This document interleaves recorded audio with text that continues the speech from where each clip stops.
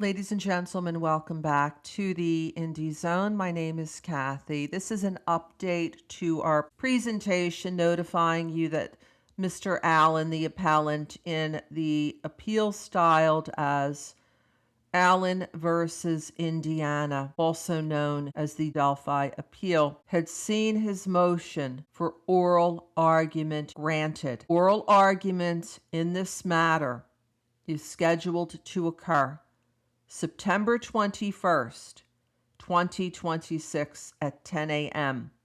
when both sides, that is, counsel for Mr. Allen and counsel for the state of Indiana, will appear at a hearing before the appellate court, who will decide Mr. Allen's fate as to whether any relief will be granted him that he has sought in this appeal, or whether it will be denied, which is what the appellee, the state of Indiana, has urged the appellate court to find. Mr. Allen filed a motion and application for a court order for oral argument, which does not happen all the time. Many times an appellate panel will simply issue rulings on the papers. However, Mr. Allen requested the opportunity to come before the appellate panel before such a ruling is made due to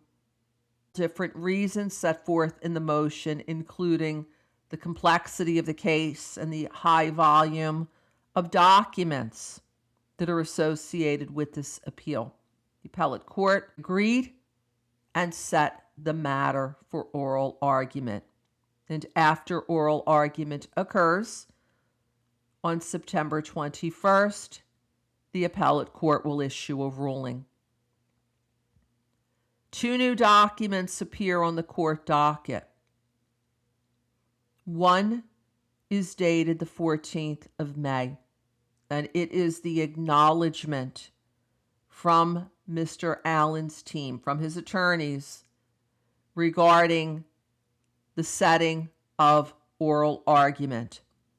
The second entry on the docket is the same for the appellees, the state of Indiana, who have acknowledged on their side that they understand that oral argument will be held on September 21st. So here we see 2 separate acts of due process that both sides understand that they have a right to be heard on the 21st of September, and have now acknowledged that they understand. And the other rulings in the order granting oral argument, including that each side will have 30 minutes of time to convince that panel that their respective positions are correct. Mr. Allen seeking reversal of his convictions at the trial court level, the unalivings of 2 young friends in the small town of Delphi, Indiana, Abby and Libby.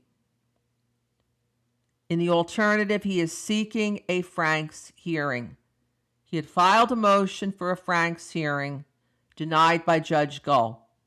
A Franks hearing is named after a famous Supreme Court case, Jerome Franks versus State of Delaware, that challenges the warrant affidavit, the affidavit of probable cause that convinces the court to issue a warrant. And if, after an evidentiary hearing, a Franks hearing is granted, a court agrees with the defense that there was some major defect in the warrant affidavit, there could be the potential for having evidence thrown out as fruit of the poisonous tree. State of Indiana has said there's no reversible error here and is asking for the affirming of all decisions in the lower tribunal.